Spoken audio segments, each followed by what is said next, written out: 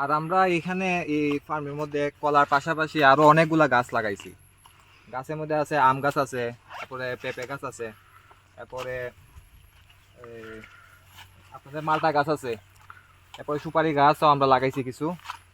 তো বাট আজকে আমরা কথা বলবো হইলো মেইনলি কথা বলবো কলা গাছ নিয়ে। এখন এই যে কলার চারাগুলো দেখতে পাচ্ছেন, এই চারাগুলা মোটামুটি 2-3 মাস বয়স হয়েছে চারাগুলার। একবার ছোট চারা আনা হয়েছিল আমাদের এখানে।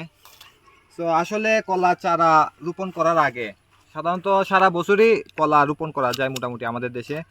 আর কলা রোপণের সবচেয়ে ভালো মাটি হইতেছে দোআঁশ মাটি, যেটা জর্জরা দোআঁশ যেটা। আর জমিটা যদি একটু উঁচু রাখতে হয়, উঁচু জমি হলে কলা ফলন ভালো হয় এবং কলা গুড়ায় যাতে কোনো ধরনের পানি না জমে, এইটা আমাদেরকে খেয়াল রাখতে হয়। যে যদি কলার গুড়ায় যদি পানি জমে তাহলে কলা গাছ বাঁচবে না, এটা মরে যাবে গা।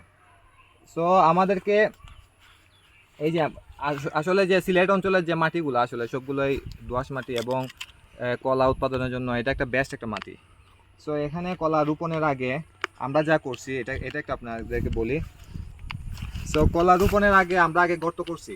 হ্যাঁ, গর্ত করছি। গর্তটা একটা কলার থেকে একটা কলার চারা দূরত্ব হইতেছে আপনাদের 2 ফুট 3 ফুট এরকম দূরত্ব রেখে করছি। এবার গর্ত করার পরে আমরা আসলে গর্তটাকে রেডি করছি হচ্ছে গোবর দিছি, আমরা কিছু গোবর দিছি। গোবর দিয়ে 15-20 দিন রাখছি।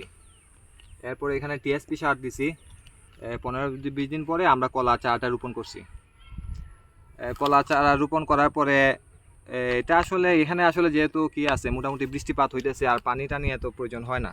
আমরা এখন পর্যন্ত কোনো কলা চারায় পানি টানি দিই না। বাট যদি শুষ্ক মৌসুমে যদি খুব বেশি গরম পড়ে, আর্দ্রতা মাটির আর্দ্রতা যদি না থাকে তাইলে পানি দিতে হয়। আবার এটাও খেয়াল রাখতে হবে যাতে পানি যাতে কলার গুঁড়িতে যাতে গাছে গুঁড়িতে যাতে না থাকে।